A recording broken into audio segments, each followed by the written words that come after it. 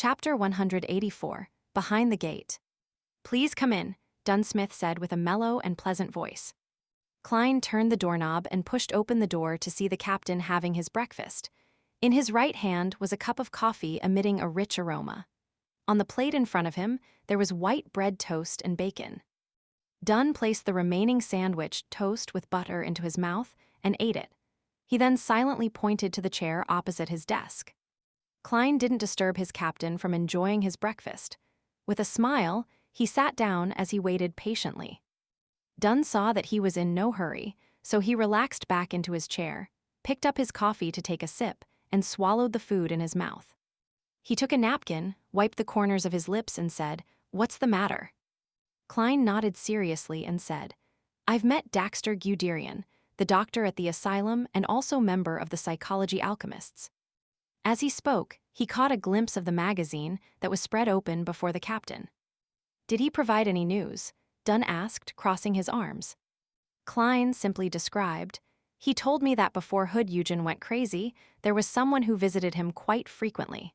That person's name is Lanevis." "Lanevis?" Dunn massaged his temples. "I seem to have heard of it before." "He's the cheat who swindled at least 10,000 pounds, Klein reminded him. Dunn thought for a while with a serious look on his face. He then shook his head to show that he had no memory of it. "Captain, you're not sensitive at all when it comes to money." Klein lampooned and told him the related story about Lanevis by highlighting the main points. The cheat falsely claimed that he had prospected and purchased an iron mine with rich deposits of iron ore. He raised funds from private individuals in Tingen and swindled more than 10,000 pounds. Someone I know from the divination club suffered a loss from this. In addition, a young woman was swindled into an engagement with him and is now pregnant with his child. He visited Hood Eugen multiple times before he went crazy, Dunn said in thought. Sequence 8 Beyonder, Swindler, the Marauder Pathway. "Captain, your memory is actually good when it comes to this kind of thing." Klein found it funny as he reflected over it. He nodded faintly and said, "That was my guess as well." Because the steelworks company that Lanevis set up was in the South, and the victims were of several different beliefs, the case wasn't passed to us in the end. Even if there had been evidence of Beyonder involvement in the case, it would have been passed over to the mandated punishers. Dunn finally understood the ins and outs of the story. He looked at Klein with his deep gray eyes and said, "What do you want to do?" "Cough, Captain, can you please not be so sensitive?" Klein replied with a mask of solemnity, "I want to talk to Hood Eugen via a mediumship ritual and figure out why Lanevis came looking for him. I want to know if that visit is directly related to him going insane." Dunn nodded slightly and said, "Even if you hadn't applied to do it, I would have had a similar experiment done when we were certain that Hood Eugen is crazy. However, Dolly told me that it's quite risky. Are you confident? I can ask for assistance from the Backland Diocese. It shouldn't be a problem to delay it for a few days." Klein's main motivation to become a Beyonder was to study mysticism and find a way home. As it was a chance for practical exercise, and he was confident enough, he was naturally unwilling to give it up. "Captain, I've mastered knowledge on the subject. I'm confident about this. Of course, I'll require certain ingredients, such as the Amantha extract, Eye of the Spirit medicine, and Serenity agent." Serenity agent. Dunn ruminated over the name and confirmed Klein's professionalism. He remembered Dolly mention that it was a liquid medicine that was rarely used, yet was very efficient in mediumship. Dunsmith pondered for nearly 20 seconds and leaned back into his chair. He said, "Go ahead and fill out a request form. Then, collect what you need from behind Channy's gate. I'm not sure if there are any finished goods. If there aren't any, pick up the ingredients you need and concoct the medicine accordingly." "All right," Klein replied happily. He didn't get up but sat firmly in his chair. Dunn massaged his temples. He thought carefully and said, "It happens to be my turn to monitor the asylum this evening. We can't visit Hood Eugen directly. No one knows if there are members of the Psychology Alchemists disguised as doctors, nurses, janitors, or patients in the asylum. No one knows if the Psychology Alchemists are monitoring Hood Organ either. Any action we take must be secret. We can't expose that Daxter Guderian has become our informant." We'll go at dawn by sneaking in secretly. Yes, I'll keep guard while you perform the ritual to prevent any accidents from happening. That'd be best. If Hood Eugen is just pretending to be crazy, while I use a mediumship ritual on him, it would be like I barged into the zoo and danced before a tiger. Klein relaxed and said sincerely, "Yes, Captain." He stood up and walked towards the door. Just then, the corner of his eyes noticed the title of the magazine article the captain was reading. Donningsman tree sap in the southern continent's rainforests has had a significant effect on boosting hair growth. Klein retracted his gaze, opened the door, and exited the captain's office. Suddenly, there was a playful thought that flashed through his mind. Actually, a Beyonder doesn't need to go through such trouble. If old Neil was still around, he could design a ritualistic magic for hair regrowth. Then, he would pray for the goddess's assistance. Whether one would be covered with hair and become a curly-haired baboon, that's another story. What would the goddess's response be? If it were me, I would definitely curse. Motherfucker. That thought suddenly tainted Klein's happiness with sadness, but there was also a hint of hilarity in the sadness. He entered the clerk's office and sat before the Ackerson Model 1346 typewriter and finished typing his application. After Dunn Smith stamped and signed the application, he took it down to the basement and walked along the tunnel that was lit up with gas lamps towards Channy's gate. Only at that moment did Klein realize something. It would be the first time that he was going beyond the mysterious gate. I wonder what it looks like. He quickened his pace with anticipation and came before the twin doors of the black gate. He first passed his request to Sika Tron, who was on duty that day for registration purposes. Then, Klein took back the document that now had her signature as well. He knocked on Channy's gate and sensed how empty and distant the echo was. He didn't hear any footsteps, but within half a minute, the gate with 7 dark sacred emblems opened with a creak. Channy's gate opened up to allow a single person's passage before coming to a stop.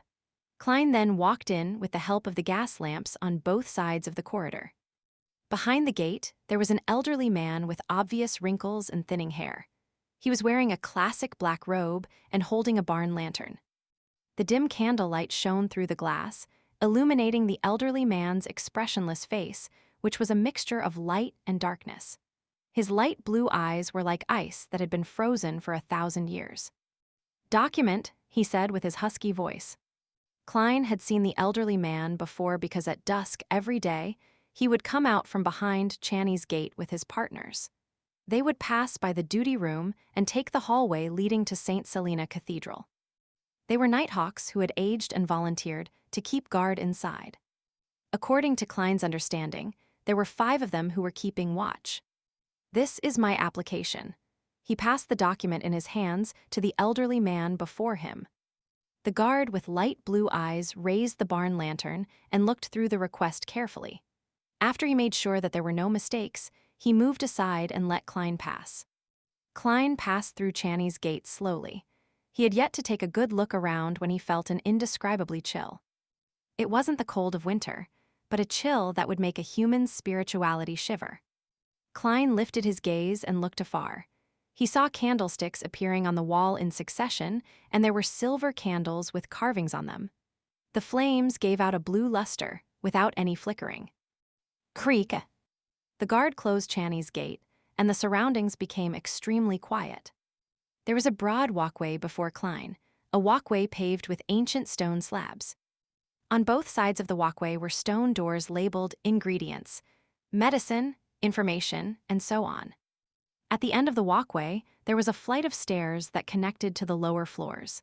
It extended into the dark as though it was connected to the abyss. It should be connected to different sealed locations that have sealed artifacts. I heard that there are a few floors. I wonder which floor contains St. Selena's ashes. Klein adapted to the brightness behind the gate and suddenly felt that there was something shapeless scraping against his skin. They were in strips, and every one of them chilled him to the bones. He shivered, and he couldn't help but activate his spirit vision. Then he looked at the entire area behind Channy's gate. It was filled with fine black lines. They were swaying lightly, occasionally clustered together, occasionally extended. They were tightly knitted without any gaps. This is the sealing power behind Channy's gate. Klein nodded indiscernibly. He reined in his thoughts and followed the guard.